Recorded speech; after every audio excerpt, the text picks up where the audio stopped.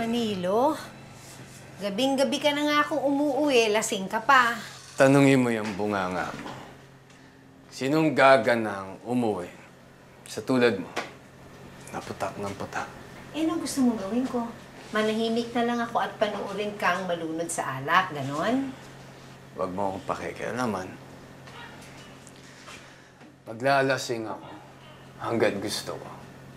Bakit? Pinapabayaan ko ba kayo ng anak mo? Hindi, di ba? Huwag mong pakikialaman, ha? Nilo, hindi lang naman yan tungkol sa pera. Siyempre gusto ko kausapin mo kung sabihin mo sa akin kung anong problema. Hindi yung dinadaan mo sa pag-inom. Ikaw ang problema. Huh? Yung itsura mo. Madalas, kapag umuwi ako, ganyan ka. Masebo ang mukha. Magaspang. Magaspang ang mukha mo. Hindi ka naliligo. Tingnan mo sarili mo. Ano ba naman, Nilo? Ngayon lang naman ako hindi nakapag-ayos kasi ang dami naman gawa. Miski na. Alam mo darating ako, di ba? Marami akong kilala dyan, mga misis. Nakakaligo. Kahit marami silang kailangan gawin. Ano man lang, magilamos ka para hindi masebo yung mukha mo. Nakakadiri kang tabihan. Mabaho ka. Tumabi ka dyan, masusuntok kita. Tabi! Manda ka, walang ulam. Ano yan? Ha?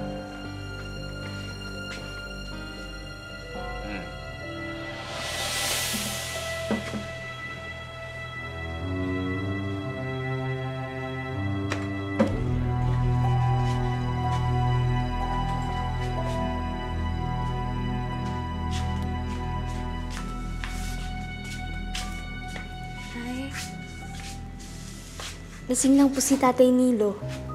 Hindi niya sinasadyang mga sinabi niya. Pero napapanghitan na siya sa akin.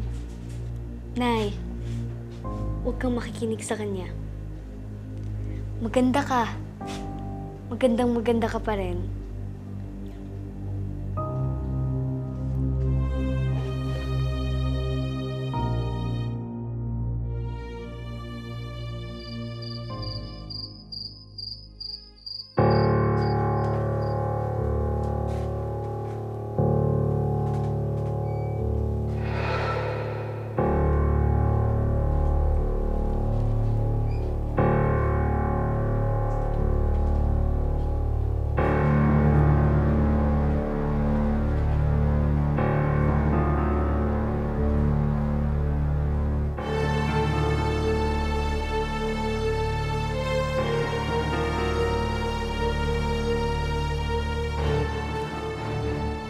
Subukan mong sumigaw. Papatayin kita.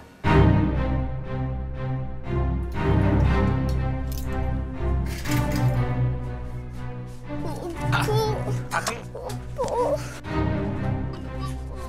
Mayor!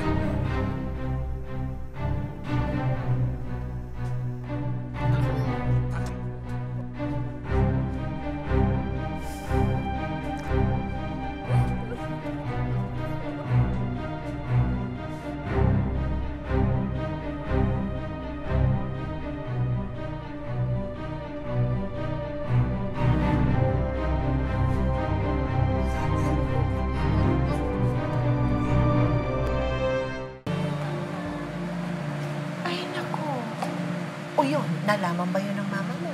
Hindi niya nalaman. Tinago mo sa mama mo, hindi mo sinabi. Dahil? Dahil natatakot po ako na sa skandalo.